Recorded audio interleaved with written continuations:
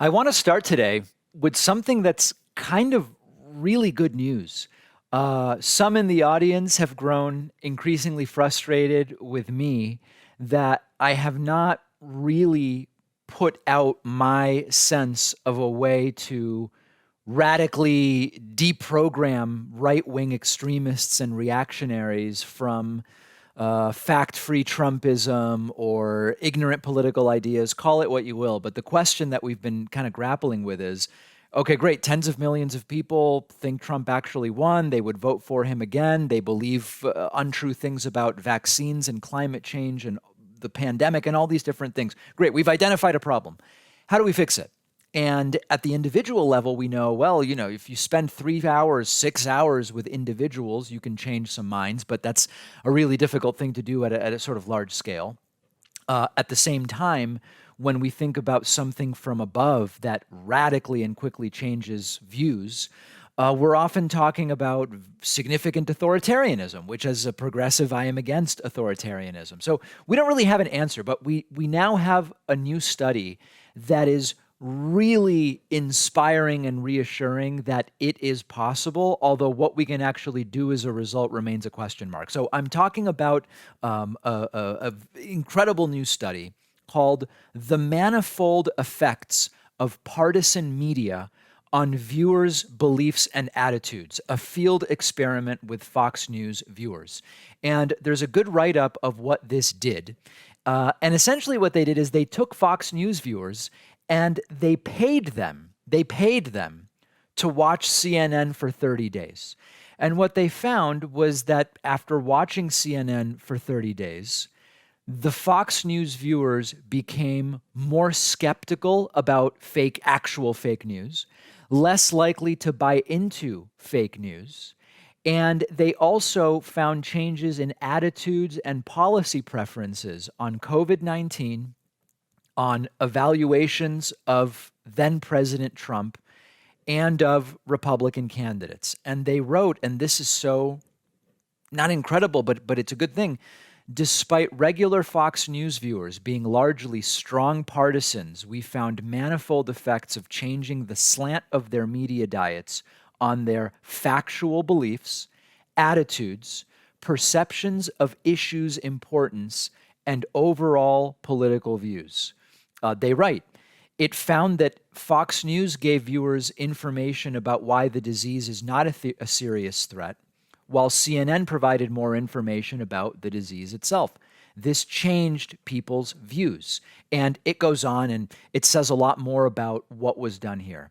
And this is important for so many different reasons. Now, obviously, if you think CNN is bad and not trustworthy on the facts, then you would see this as bad. You would say, wow, they believed the right things when they watched Fox News. And after 30 days of watching CNN, all of a sudden they believe all these liberal lies. Now, on these particular issues, we know during the pandemic when Trump was president, Fox News was giving a very skewed perspective of the pandemic and about other issues. So you can argue as to whether it's a good thing or not that they end up believing what they see on CNN rather than what they see on Fox. But that's not the issue I want to focus in on. The incredible good news is if we put the right information in front of people, we can debate what the right information is. But if we put the right information, if we put accurate information in front of people, their beliefs are not as resistant to revision as we might have thought. And the other kind of scary aspect of this is it reminds us of the significant impact of one's media diet.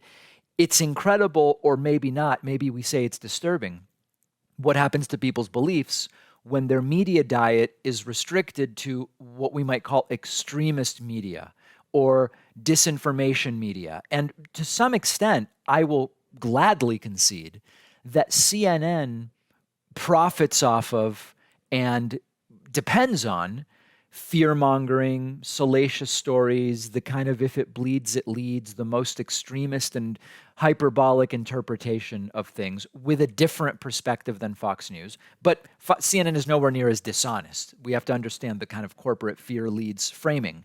When I was on my flight to Las Vegas, in fact, there was a guy sitting across the aisle from me, And it's a long flight from the East Coast, 5.5, 6 hours. I watched him consume hours of Fox News. But then later in the flight, I looked over and MSNBC was on. And it was interesting because I was reading this study on the flight as I was watching this guy. And we might wrongly say, well, the MSNBC is going to have no impact on the guy.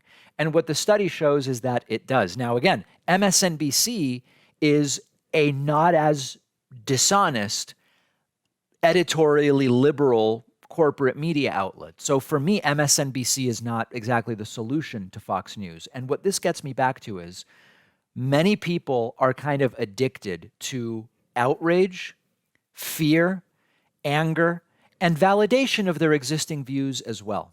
Because the anger gives people sometimes what is like a temporary relief from what are maybe more difficult feelings to deal with, despair in their lives or a feeling of helplessness or whatever the case may be.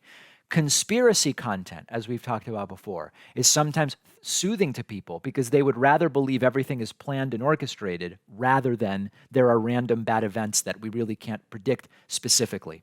And so my main takeaway from this study is the great news is people's beliefs aren't as resistant to revision as we thought if we put the right content in front of them. But the most important takeaway for me is I don't really want the population to simply be a CNN or MSNBC population rather than a Fox News population. Is it better? Of course. My preference would be what I try to do as a media diet, which is I'm getting the bulk of what I believe is going on about the world from news reporting agencies, those that have been shown to be more trustworthy in a number of different studies and evaluations. Associated Press, Reuters, many other examples from other countries, et cetera. I want that to be the bulk of what I'm understanding. And then after that, I want to fill in with the perspectives from some of these media outlets. I mean, COVID's a great example. I wasn't taking my beliefs about COVID from CNN, nor Fox, nor MSNBC, nor whoever. My view was, let me look at epidemiologists. Let me look at health agencies. Let me look at interesting researchers. Let me look at statistics people like Nassim Taleb, who would take the data and say, as a statistician, here is my interpretation. And then let's see how Fox and CNN and others are covering it. Russia, Ukraine is sort of another example. So this is a reassuring article. But for me, the solution isn't just sitting people in front of MSNBC or CNN. It's teaching them that MSNBC and CNN should really be like at the top of the information pyramid, more like the junk food. And I include my show in that as well. Notice that unlike, the reactionary right that says, I'm the only one telling you the truth, I should just be sort of a meeting place where after we've all hopefully done our homework, we come together to share opinions. So interesting study. We'll link to it. I encourage you to check it out. We've talked now for a while about how if the American right is really harping on the left is doing this, we should really be considering whether it is they themselves that are doing it. This is called projection. This is accusing others of doing that which you are doing. And when it comes to free speech and cancel culture, the right has been making a living, in some cases literally making a living when it comes to some of these right-wing media outlets, by saying the left wants to cancel anybody they don't agree with, and the left wants to take away your free speech. We have a fascinating but disturbing new report about the book ban effort. And book ban efforts have hit their highest level in at least 20 years, and it is not the left that is doing it. It is the right that is trying to do it. So we are going to look at this report from the American Library Association. It was released earlier this week. The report found over 700 challenges to library, school, and university materials in 2021. This is the most since at least 2000. The ALA has only been tracking such efforts since the year 2000. So we can say it's been at least 20 years, but maybe more. Axios goes on to say, book bans have risen substantially over the past year as conservative groups have challenged public school libraries and successfully purged books from those libraries, generally about LGBTQ issues, which they like to frame as, inappropriate gender and sexuality indoctrination, and books about people of color, which they often like to frame as teaching white people to feel bad or critical race theory or whatever the case may be. Now, there's a bunch of different important elements to this that we need to talk about. First is, again, and I'm going to say this a bunch of times, this is right-wingers. This is right-wingers doing this. They say they are for free speech, but they want to ban or challenge books. They say they are against canceling, but they want to cancel authors of books or cancel a teacher's right or ability to say, here's the material I want to teach with, and here's how I'm going to teach with it. They are the ones who are the experts in education. But it is random people who say, no, you shouldn't be allowed to do that. Now, that is the projection and hypocrisy piece. Oftentimes, the people most loudly talking about free speech are the ones trying to limit it. When is it okay to ban books? Is it ever okay to ban books? In this, there is an important and serious conversation to have. In other words, are we saying block certain books from being published? Basically never. There is essentially never. We might be able to come up with a couple of examples of when we are saying it should be against the law for a publisher to even publish certain books. Are we saying don't have certain books in certain libraries? Okay, well, so let's now imagine. Should there be pornography in an elementary school library? No. Should there be books that are instruction manuals on how to make bombs in elementary school libraries? Probably not. But here we're already talking about age restrictions. That's very different than a ban. And then there's the question of, well, what about as part of class curriculum? Should 8-year-olds have certain materials as part of their class curriculum? And there, my idea is similar to my view on responsible platforming. Sometimes I'll interview a lunatic extremist. We used to interview the people from that Westboro Baptist Church, and we would get emails sometimes from people saying, you shouldn't have these people on because you're platforming them. And my response was, responsible platforming means I've determined the views are worth exposing, and I feel equipped to make it clear that the views are disgusting. And that was the difference between some of the interviews I would do and some of the ones that you would see elsewhere. Similarly, I would apply the same kind of test when it comes to school curriculum. I understand saying, we don't want teachers teaching Hitler's Mein Kampf unless they are equipped to teach it correctly and to teach it in a way that makes it abundantly clear that these are the disgusting views of a xenophobic authoritarian maniac who had 6 million Jews killed. It starts to get more complicated. There's not one answer. But the point here is we are not saying ban the book. We are not saying burn the book.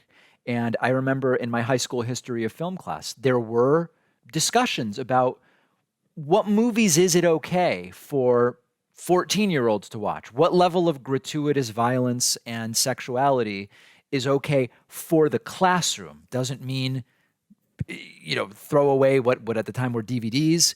Doesn't mean don't allow parents to watch. But there were questions like, what is appropriate for 14-year-olds to watch in school? It's a fair question. Is it too sexually explicit? And then we get to the hypocritical aspect of the book bans that they demand. And that can't be ignored because they'll say, oh, this is too sexually explicit, but they're okay with the sexuality that's in the Bible, which is extreme and significant. They say this is too violent, but they're okay with all of the violence in the Bible. They make exceptions there. So the hypocrisy is a major component.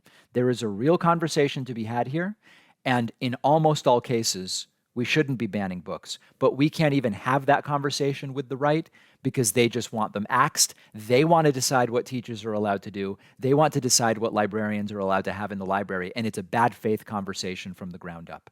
Let me know your thoughts. You can find me on Twitter at @dpackman, and let me know what you think.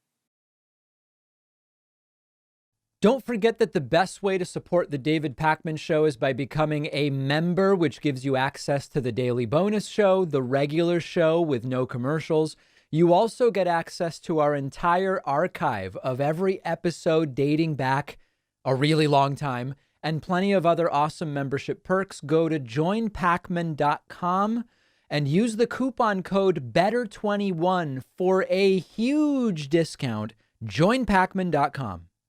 I'm going to give you the headline and tell you it really shouldn't be a headline, and that's really what we're going to be focusing in on. 3 Republicans will be voting for Joe Biden's Supreme Court nominee, Judge Ketanji Brown Jackson. Wow, and it has made dozens and dozens of headlines, and yet it really shouldn't even be a headline. The reason that this is a headline is because Supreme Court confirmations have become so brazenly partisan that it actually makes news when just a few Republicans are able to say, wait a second, in the Senate, we're supposed to determine, is this a qualified individual to be on the court?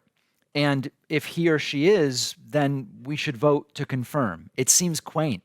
It seems almost antiquated. It seems sort of like the way of the past, because mostly it is. And we have seen hyper-partisan word salad explanations as to why many Republicans are not going to be voting to confirm Judge Jackson. So the Associated Press reporting, Murkowski, Romney, back Jackson, all but assure confirmation. We already know about Maine Republican Senator Susan Collins, who said she would be voting for Judge Jackson's confirmation, and it just makes perfect sense. The Associated Press reporting, Republican Senators Lisa Murkowski and Mitt Romney announced they will vote to confirm Judge Ketanji Brown Jackson, giving President Joe Biden's nominee a burst of bipartisan support, and all but assuring she'll become the first black female justice. Republican Susan Collins announced last week she would back Jackson, noting her stellar qualifications. All 3 Republicans said they did not expect to agree with all of Judge Jackson's decisions, but they found her extremely well qualified. Romney said Jackson more than meets the standard of intelligence, of excellence and integrity. Murkowski said she will bring to the Supreme Court a range of experience from the courtroom that few can match given her background in litigation. So she is going to be confirmed, and she should be confirmed, because the truth is she is arguably as qualified as any of the 9 justices currently on the court. I've referred to this document before that was put together, which looks at the experience and qualifications of the 9 justices currently on the court, as well as Judge Jackson's. And as you can see, Judge Jackson, if you're looking, Judge Jackson is the only of the what we're talking about 10 people, the 9 on the court plus her, who has this wide range of experience. She has public high school education, which you can argue gives a particular perspective that is useful for a justice to have. She has the Ivy League law school education as well. She was a Supreme Court clerk. She is the only of the 9+1 justices and judge to be a public defender. She is the only other than Judge Sotomayor to have been a district judge. She's the only one other than Judge Breyer to have been on a sentencing commission, and of course serving as well on as a judge on the Court of Appeals. And what's both funny and kind of disheartening to see is that many Republicans don't even really seem to know why they aren't voting for her confirmation, or at least they're not willing to say it, and maybe that's the more important thing. Earlier this week, I played a clip for you of Republican Senator Roy Blunt. He was asked by George Stephanopoulos, "Are you going to support her?" And he said, "No, I'm not." And when he was asked why, he went on like a 90-second word salad that didn't make any sense, something about judicial philosophy that was completely unintelligible. We have other examples of this. Here is Lindsey Graham recently saying he is not going to be voting to confirm Judge Jackson, but she's very qualified and smart and seems to meet all the requirements. Judge Jackson has got a lot to be proud of. She's accomplished a lot in her life. She's a good person. I'm sure she's a great mother and very gifted person. She's fought hard to be where she's at in life. I'll vote no. I'm the first time I've ever voted against any Supreme Court nominee. Here's another example of Lindsey Graham as well. I find Judge Jackson to be a person of exceptionally good character, respected by our peers, and someone who has worked hard to achieve her current position. However, her record is overwhelming in its lack of a steady judicial philosophy and a tendency to achieve outcomes in spite of what the law requires or common sense would dictate. After a thorough review of Judge Jackson's record and information gained at the hearing from an evasive witness, I now know why Judge Jackson was the favorite of the radical left, and I will vote no. So it's basically a meaningless statement. Her judicial philosophy isn't steady in its record. Now, some of you have been writing to me saying, David, you know why they're not voting for her, but they can't say it. They're not voting for her because she's black. Now, I don't have evidence that that's the case. What it does seem to me is that her identity, meaning a black woman nominated by a Democrat, named Ketanji, those characteristics are making Republicans look at her record in a different way than they would if this was someone nominated by Donald Trump with a different identity. And you don't have to look much further than, for example, Lindsey Graham's vote in favor of her being appointed to the Court of Appeals where she currently sits. Lindsey Graham is not the only Republican who has said many times, well, she's very qualified for other positions. And when they're asked about this, what you'll often hear from them is they'll say, well, it's a different standard now because this is the highest court of the land. Someone that would be qualified for a lower court wouldn't necessarily be qualified for the highest court in the land. That's totally plausible. It's at least theoretically an acceptable differentiation. They just aren't able to articulate exactly what they mean, and it's very transparently pathetic. Now, one other note on Mitt Romney supporting her. Mitt Romney is a less crazy Republican. There's no doubt of that. I'm not saying I love Romney. I'm not saying I want Romney to be the president of the United States. But Mitt Romney is a far less crazy Republican than many of these other people. At the same time, we shouldn't ignore the idea that maybe Romney is trying to just kind of revive the possibility that he could run for president in the future, although I still don't think that he has plans to do that. He said before it's not something he intends to get back in. But maybe Mitt Romney, for that or other reasons, wants to kind of rehabilitate his reputation. I don't know. Now, in the meantime, the Cuckoo for Cocoa Puffs, or the, what would we call it? Anyway, the wacky wing of the Trump wing of the Republican Party, they are coming up with wild attacks on the three Republicans that will be supporting Judge Jackson, including Marjorie Taylor Greene tweeting, Murkowski, Collins, and Romney are pro-pedophile because they plan to support Judge Ketanji Brown Jackson. That's obviously an absurd interpretation. The question is she qualified? The answer is yes, she is. The outcome, if you put these inputs into a computer and you calculate, the outcome should be we're going to vote to confirm her. And so far we know about 3 Republicans that will. I hate to go back to our story of projection, but I sort of have to. One of the big stories that Republicans have been telling for a long time now is Democrats are going to commit fraud when it comes to the election. Democrats are going to send people out to vote twice. Democrats are going to send out people to vote in the names of those who have died. They're going to do all these different things. And of course, none of it happened. But we now have yet another example of a Republican who did just that. And it's a Trump staffer. A former Trump staffer who is running for the New Hampshire House voted in 2 states in 2016. We're going to go through it, but then it's also an important opportunity to clarify things that are actually against the law versus things that are really no big deal that Republicans still say are against the law. Associated Press reports, Trump aide seeking New Hampshire House seat voted in 2 states in 2016. A former Trump administration official now running for Congress in New Hampshire voted twice during the 2016 primary election season, potentially violating federal voting law. And of course, leaving him at odds with the Republican Party's focus on so-called election integrity.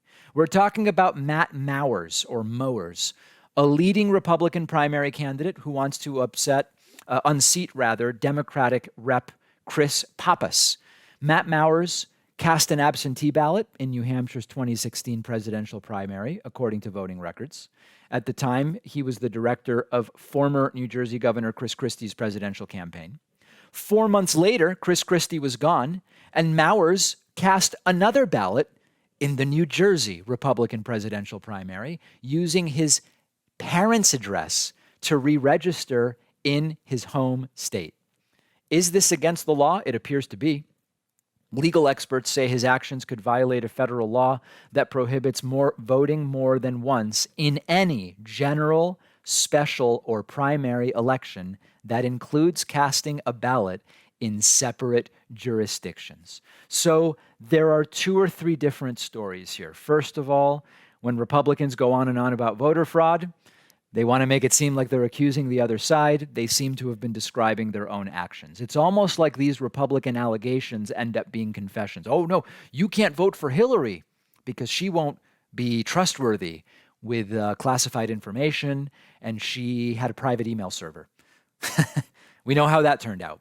And it's the exact same thing here. But what I really want to focus in on, because listen, we keep catching these Republicans doing this stuff. It's almost not even news that they keep getting caught doing this stuff. Mark Meadows voting, registered in 2 states, all these different things.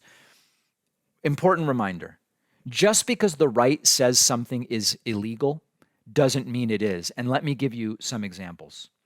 Being registered in 2 different states is not against the law, as long as you don't vote in 2 different states. What Mowers did appears to be illegal, but it is not uncommon that people live in one state and are registered there. And then after the primary and before the general, they move to a different state. And then they register there and they legally vote. As long as you didn't vote in both states, just being registered in 2 places is not against the law. And we have to remember that. Secondly, they say, well, dead people voted. Tons of dead people voted. There's no evidence of that. But what sometimes happens is somebody was alive, you vote by mail, absentee, and then you die before the date of the general election. That's not against the law. You haven't done anything wrong. You were alive when you voted. It becomes a clerical issue. Another example, people voted twice. Oftentimes, Republicans will find that someone was registered in 2 places, and they will say this person voted twice. As long as you didn't actually vote twice, you're not doing anything wrong. It's a clerical issue that the old place where you lived hasn't deregistered you. It's important to remember, the mass scale stuff they claim is happening isn't happening. But a lot of the things that happen anecdotally are not actually against the law. Do they actually care that people understand that? Of course not. Of course not. Make sure you are following us on Instagram at David Pakman Show. We'll take a quick break and be back after this with much, much more. If you value what we do at the David Pakman Show, remember to support us on Patreon. Go to patreon.com/David Pakman Show, where you can get access to behind-the-scenes videos, the daily bonus show, the commercial-free daily show, as well as special discounts on merch, including hats, hoodies, mugs, and t-shirts. You can support the show for as little as $2 a month. Check it out at patreon.com/David Pakman Show. I have a great example for you today of techniques to counter propaganda. Many times people will ask, how is it best to react when someone asserts this or says that, and you know that their reason for bringing it up is a bad faith reason, or the premise is wrong, or whatever the case may be. So we're going to talk about this today using an example from Fox News reporter Peter Doocy, who's always trying to make himself look, I guess, big and strong and like a real reporter and like a guy who asks important questions. And the technique here is ask for examples. When you are given a premise and you know that the premise is shaky or it's being used to make a point that doesn't actually follow, the first thing is make them defend the premise. Don't just accept it. And Fox's Peter Doocy asked White House Press Secretary Jen Psaki about the Don't Say Gay bill from Florida. And the question he asked was, does the White House support teaching kids younger than kindergarten sex education or gender education, whatever the case may be? And Jen Psaki smartly says, do you even have examples of when that's being done? Because if you don't, you're really just saying, will Biden denounce something that's not even going on? And that's what we would define as a pointless question to answer. So let's look at the clip and then we're going to talk about it. So if you guys oppose this law that bans classroom instruction about sexual orientation and gender identity in K through 3. Does the White House support that kind of classroom instruction before kindergarten? Do you have examples of schools in Florida that are teaching kindergartners about sex education? I'm just asking for the president's Well, I think opinion. that's a relevant question, because I think this is a politically charged, harsh law that is putting parents and LGBTQ plus kids in a very difficult, a heartbreaking circumstance. And so I actually think that's a pretty relevant question. So this is a really good technique, and I'm going to talk about it a little more in a second. So first of all, understand that what Peter Doocy brings up, it's just not happening. It's not happening. First of all, when we talk about sexual orientation instruction, the Don't Say Gay bill is about in K through 3. And Ducey goes further by saying before K through 3. So you're talking about daycare? You're talking about infants being given sex education or whatever? I looked for a while and I found I didn't even find any allegations that it was happening. Now, had I found allegations, I would have tried to find proof. I haven't even found allegations that kids younger than kindergarten are being taught this type of material. And it's just, there's just no evidence that it's going on. So Jen Psaki is smart here. And the real reasons to oppose the bill, of course, are that it's outrageously homophobic in its underpinnings. It's absurdly transphobic. It's obviously a double standard, because when it says you can't talk about gender, you can't talk about romantic relationships, all these different things, if it were applied fairly and consistently, a heterosexual teacher shouldn't even really be allowed to talk about her husband or his wife if it is a man. But of course, the point is not actually to apply it equally. Do you think anyone is going, I mean, maybe to try to make a political point, it'll happen, but do you think that if the parents of a first grader hear that Mrs. Smith talked about her husband, Mr. Smith, they're going to show up and say, they're violating the bill, they're violating the bill? No, of course not, because the whole point of it is fundamentally homophobic and transphobic. But the bad faith piece is saying, do you favor the thing that the bill bans? Or do you favor this thing that the bill maybe bans but isn't even actually happening? And this is a common technique that they like to use. This came up when I was interviewed. Remember this guy, Jesse Lee Peterson? A couple years ago, I was out in Los Angeles for Politicon, and Jesse Lee Peterson invited me to his studio for an interview. And he started talking to me about Obama being socialist and making everything socialist. And I took the exact same approach here that Jen Psaki took, which is to say, what socialist things did Obama do or even try to do? And it imploded. I would say it imploded in humiliating fashion for Jesse. I don't know that he's capable of actually feeling humiliated, so it should have. But here's a reminder of how that all went down. But so here, let me ask you about this.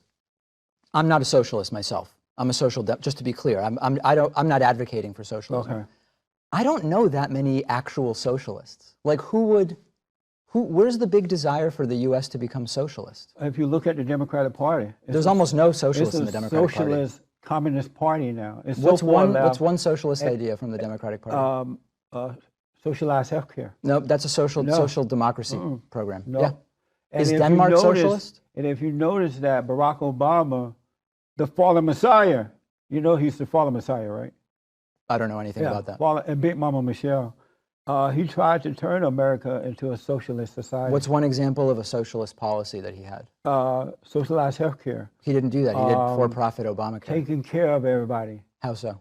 By getting rid of jobs. Most He people took care of people by got getting rid of jobs. full-time jobs, and they had to work 2 part-time jobs in order to survive. Jesse, you And don't then even the understand rest- the talking points The you're still rest using. stopped working and just went and depended on and relied on the government. Free Obama phones. That's Is that socialism? socialism? So how can you? Is So free hold on a Obama second. phones socialism? I want to ask a real question. I'm asking you a real question. Obama phones are not socialism. No, I'll Really? answer your question. So it's a good technique. Ducey is a clown. He's unable to provide even a single example because there are none. No one's sitting in pre-K teaching sex education or about transgender people or what. It's just not happening. And once again, this is one of those things where they're doing it to Judge Ketanji Brown Jackson as well. There is, of course, no evidence that Judge Jackson likes pedophilia, supports it, defends it, but they are taking out of however many sentences she's given, some cases where the sentence fell short of the maximum or of what the prosecution wanted, and using that as evidence that she must be in favor of this thing. She just must be, right? I mean, she must defend the pedophiles or the child sexual predators or whoever the case may be. It's non-existent. Understand the technique. Use the technique. Hey, this is kind of interesting. Here's another of these very few examples where the former President Donald Trump seems to concede that he did lose the 2020 election, although he kind of does it with a caveat. There's a very interesting interview in The Atlantic, and it's written about in The Guardian, and we're going to link to both. There's the Atlantic article, What I Learned When Trump Tried to Correct the Record, by Julian Salazar. This is from a couple days ago. And then there's also an interesting article in The Guardian as well. I didn't win the election, Trump admits defeat in session with historians. Trump also said Iran, China, and South Korea were happy Biden won, adding that the election was rigged and lost. Donald Trump has admitted he did not win the 2020 election. I didn't win the election, he said.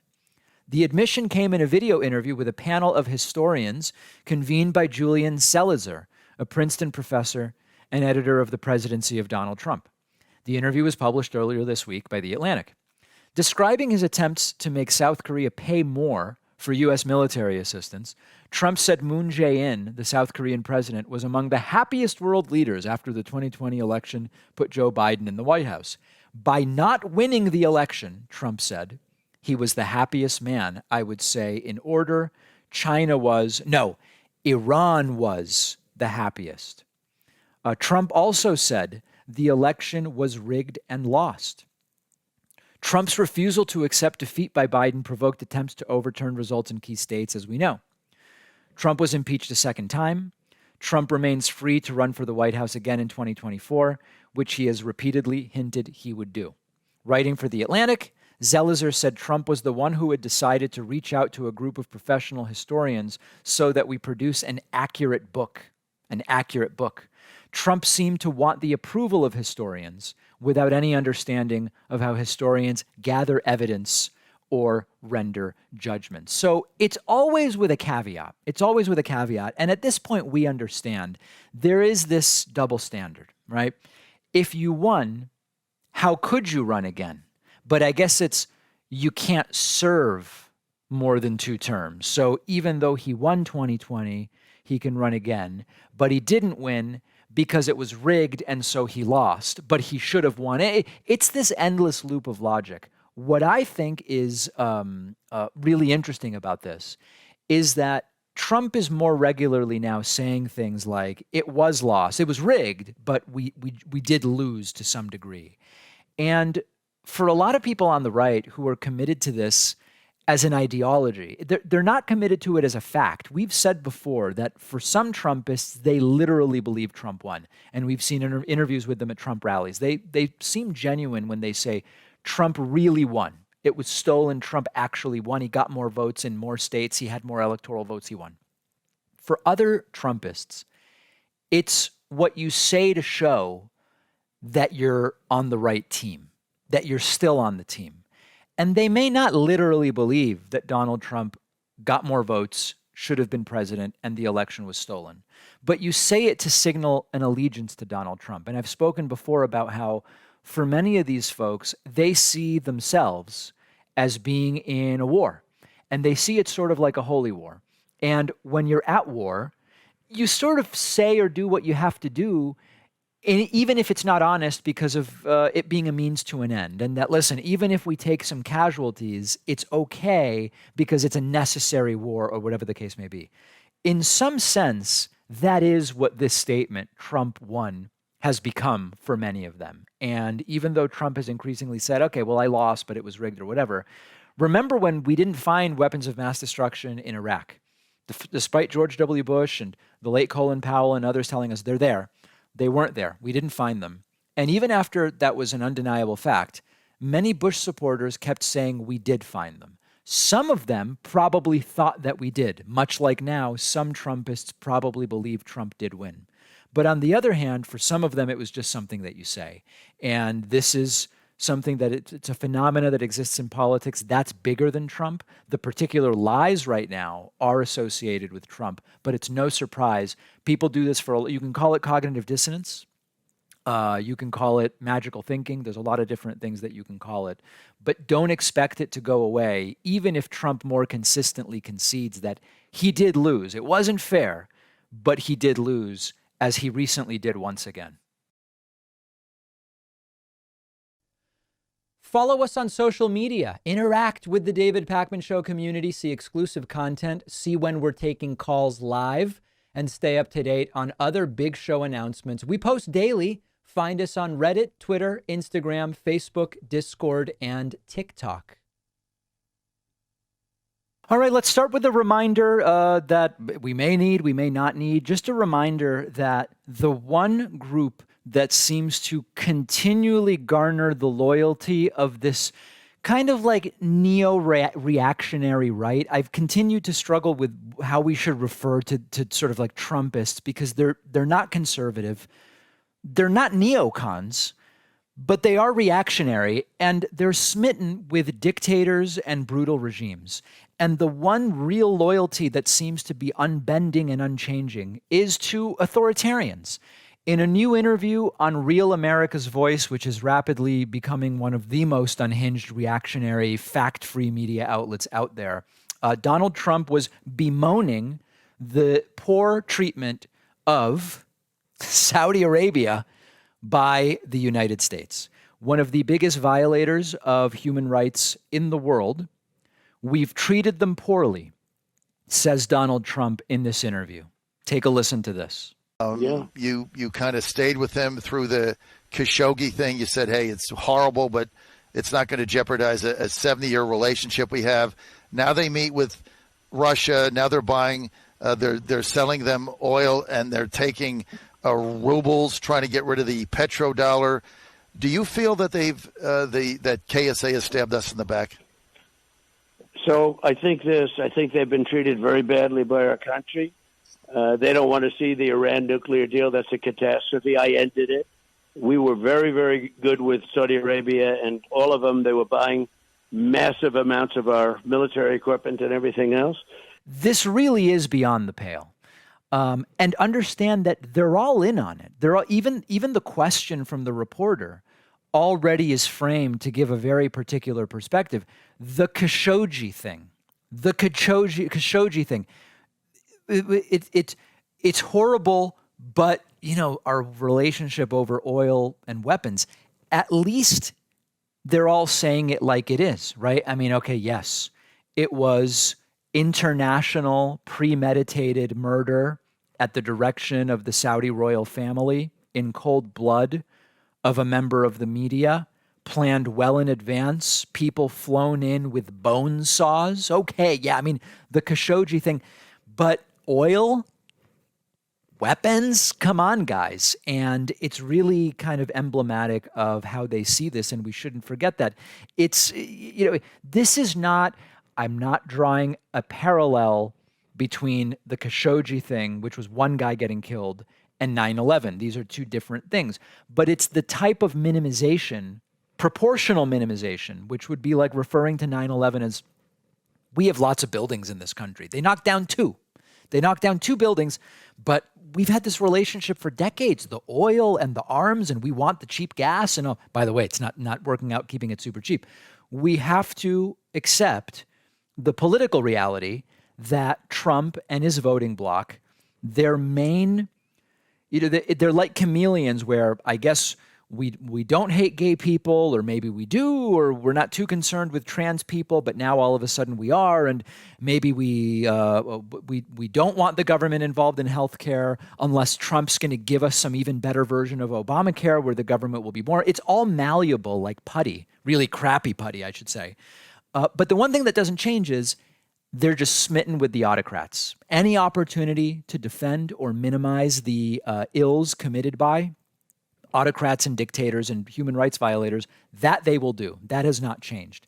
And when you think of all of Trump's different unchanging loyalties, the only ones I can find are to the autocrats and to people who line Trump's pockets. And of course, remember that there are Saudis that own Trump buildings, floors, condos, whatever, different pieces of Trump properties. I believe the 45th floor of Trump Tower and the like. It's not even really America first. It's really Trump first. And America first, as ugly as is the history of America first, it's almost a distraction where Trump says to his base, America first. They love it, and they don't realize that it's actually Trump first at the end of the day. So just another one of these examples. Trump has abandoned his supporters. He'll abandon Republicans as soon as they say, well, I didn't like this one thing Trump did. Oh, that's a rhino. He'll abandon all of them, but he continues to be smitten with the autocrats, and that doesn't seem to change.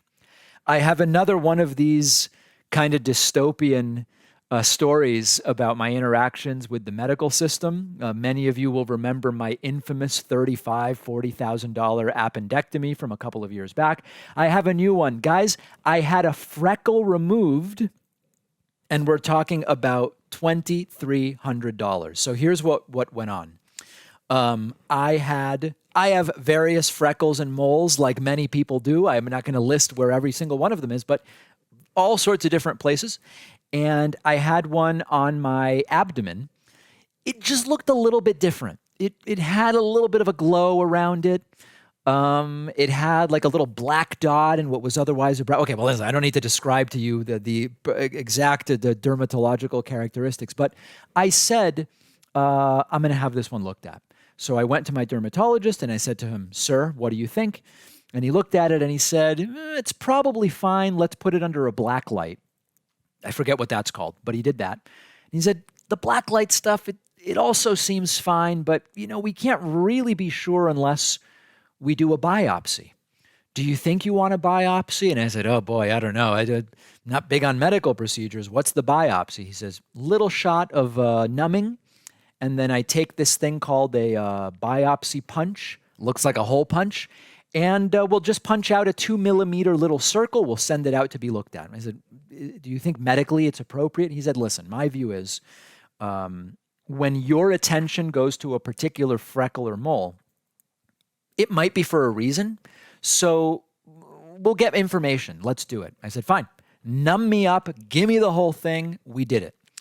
I have pretty crappy insurance because as a self-employed individual, I'm in the private market. Private market plans are just terrible. I pay $543 a month, and I still have a $60 copay for specialists, and I still have a $2,000 deductible for analysis of any kind. So he does the biopsy, and I hear back, it's benign. It's benign. It's nothing. Let's just see if it comes back. We'll keep an eye on it, but it's benign. No need to worry. Great. Well, I know I'm going to get a bill for my $60 copay. First bill comes in, and I'm putting these up on the screen for you guys. First bill is for $631. Whoa, wait, hold on. Where did this come from? Well, I had my office visit, so they charge for that. I had the biopsy. That was $204. Okay. And then there was the lab pathology that needed to be done. You can't just do the biopsy. You've got to study the biopsy. So that's another $159. So now it's $631. My insurance covered about half, leaving $300 for me. So I've got my $60 copay, but some of this stuff is not part of the office visit. It's extra. So I owed $307. And I thought, okay, well, that's not that bad. But wait a second. What about the facility? I mean, guys, they've got to keep the lights on. The temperature was pleasant in the room. So I've got to pay for the facility, but also I need to pay for the procedure itself.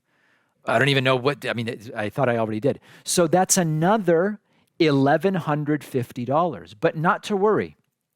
My insurance company has covered $510, leaving only another $639 for me.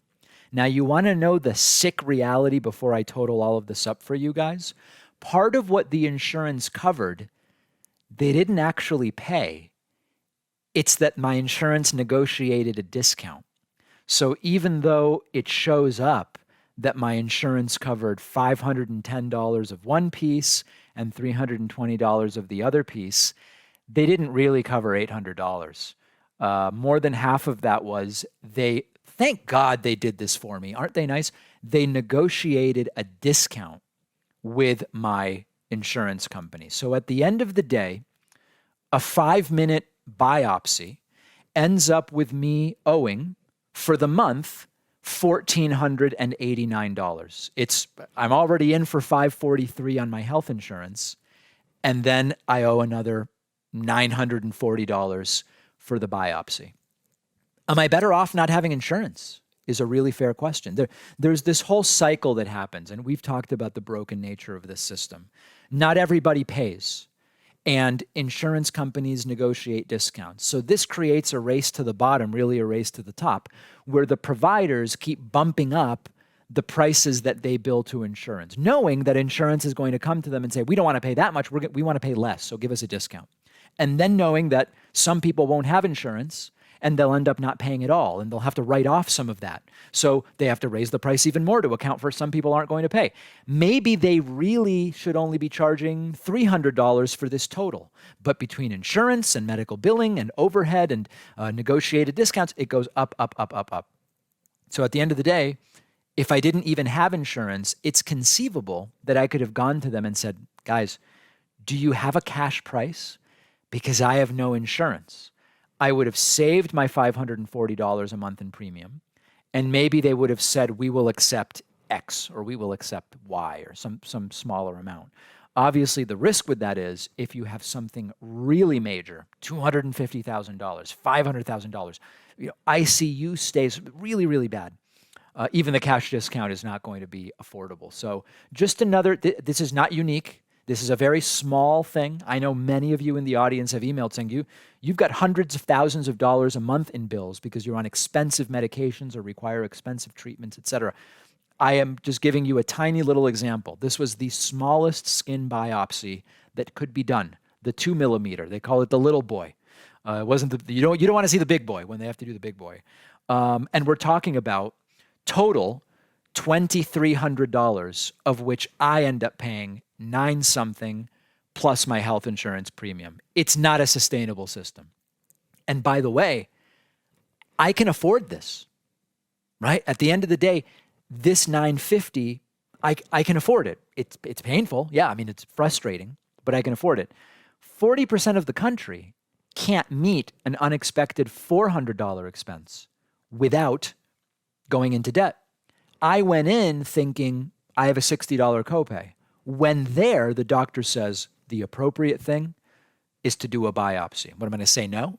And all of a sudden, I come out owing $950 in addition to my health insurance premium. It's a crazy system.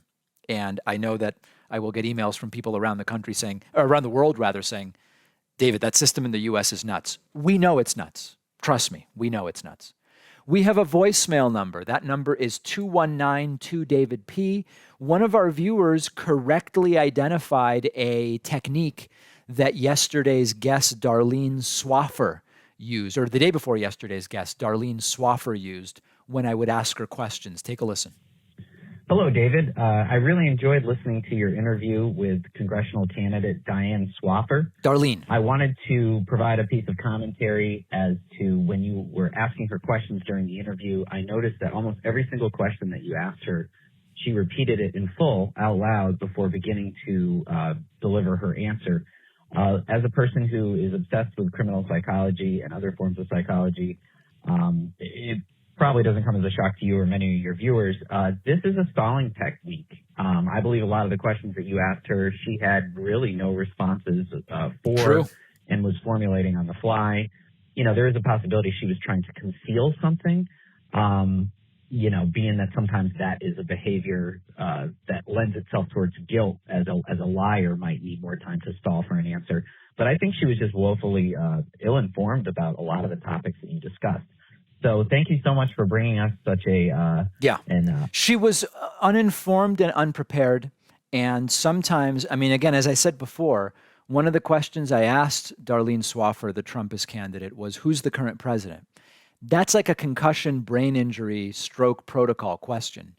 And she couldn't answer it.